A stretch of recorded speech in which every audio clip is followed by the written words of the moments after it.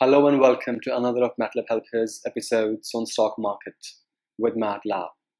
So in the previous episode, we saw how we can work on App Designer. We learned about the window, the various components, and a few other things as well. So in this episode, we'll look at how we can design the UI or the front end for the application.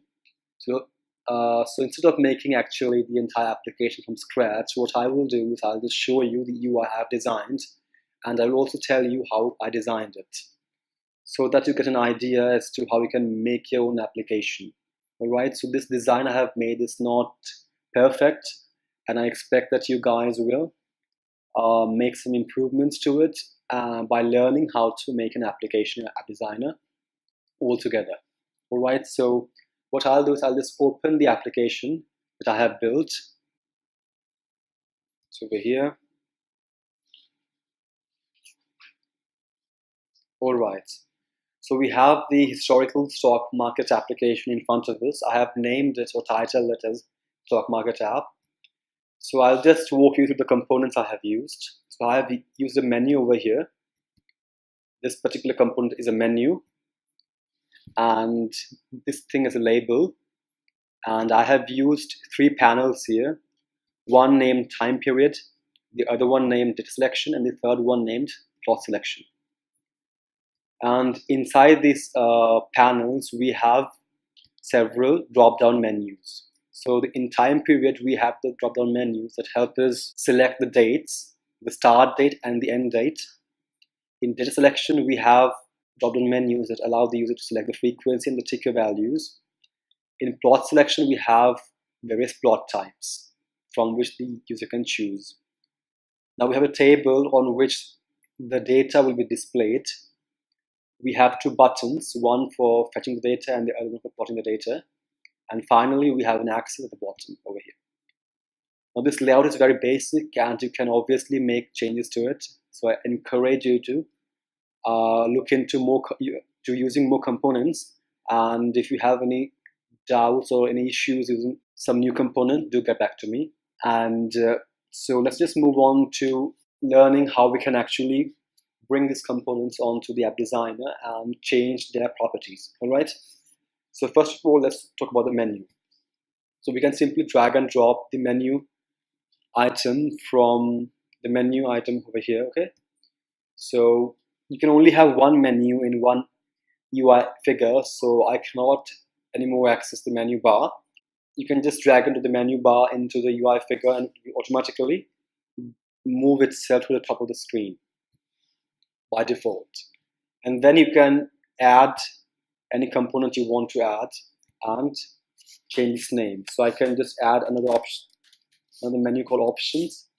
Now if you want to add some other options within this menu, what you will do is you will just click on this plus at the bottom, and let's say option 1, and then another option 2. So this is how we can create menus within menus. Alright, that is the way to create menus. As we do not need these options, what we'll do is we'll just remove these options menu by clicking on it and delete. So that's about the menu, and you can just add a label from the component library, and we can change the font size of the label by going into the label properties section over here and clicking on font size. So you can choose whatever font size you want and the color of the font as well. After that, what we'll do is we'll just bring a panel from here into the UI figure, and within this panel we can add some drop-down menus. Okay, now we will have to resize the panel by simply using the mouse. So I'll just show you how we can do that.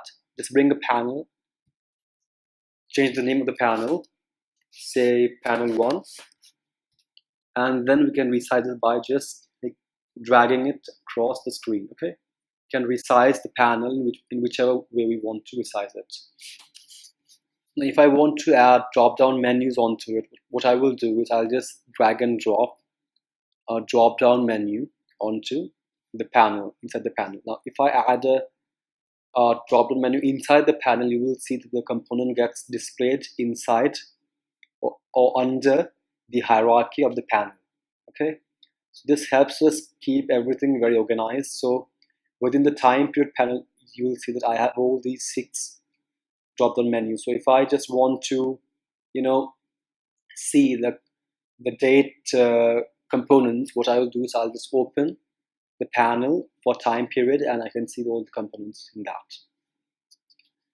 So in drop down, I can just change the name, say start year, and after that I'll just at least copy this entire drop down menu by simply Control or Command C and Control or Command V, and I can make it end year. So when you change the name of any component over here by double clicking on it, you will find the name also changes over here in the component browser. Alright, so you can actually change the names from either by double clicking on the component's name over here within the UI figure, or simply going into the component browser and double clicking on the component's name and then changing it. Alright, so within the drop-down menu, we'll see that we have the option for options. Okay, so if I double click on this option 1 part, I will have 4 default options from option 1 to option 4. Now I can change them by either changing them over here within the UI figure, or I can simply go over here in the drop-down properties section and change the names over here. I can add new options by going into this add button over here, and I can even delete by clicking on this subtract button over here. Alright, so that's how we can add panels and how we can set the properties for the drop-down menus. Now I'll ask you to look more into the properties by trying and changing the font size, the color and everything. The more you experiment, the more you will learn. So for now, I'll just delete this entire panel. So deleting a panel actually removes all the components which are within that panel. So this also comes in handy when you want to remove an entire block of design elements. So let's delete this bit. Okay. Similarly, I used the panel to add the drop-down menus for frequency and ticker. We also have a panel containing drop-down for plot type. Alright, so that's about the design view or the UI of stock market application we want to design. Now let's talk about why we have chosen only these particular elements, right? So we need a few elements that we can use to actually fetch the historical data from the Yahoo Finance website.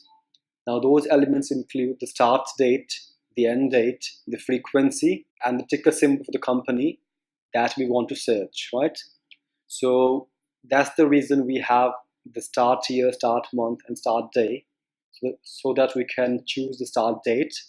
And similarly, we have the end day, end year, end month, end day, allowing us to mention the end date.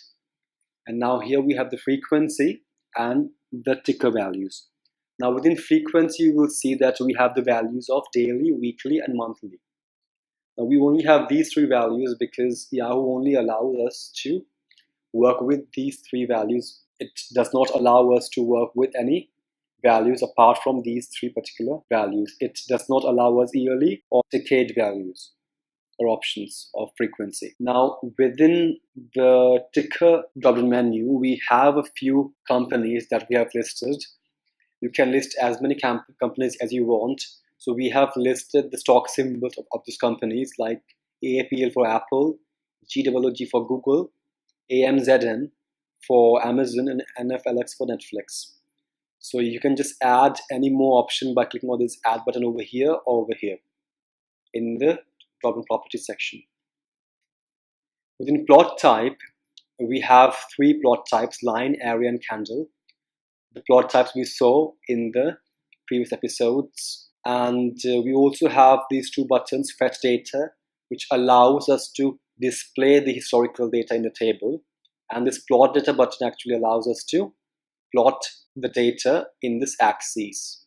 So now we have named the axis as stock axis to make it more understandable. We have named the table as data table to allow us to understand that this will contain the data, and every piece of this particular UI figure has been named appropriately. So this kind of naming allows us to remember like which component was meant for which purpose. Finally, this exit menu at the top will allow us to close the application when we have finished working on it. So that's all about the front end of the application. I'll ask you all to go over this episode as many times as you want to and understand why we have used these particular components only. You're always allowed to use any more components you deem appropriate, or you can even reduce the amount of components I have used. You can increase the size of this UI figure or the application by simply going into this section over here at the bottom, these 4 or 5 lines, and you can just increase the size of the application if you want. So that's how you resize an UI figure. So you can do whatever you wish to do with this layout. This is just a basic layout, and I would ask you all to work on top of it. So till then, till the next episode, it's bye-bye from me.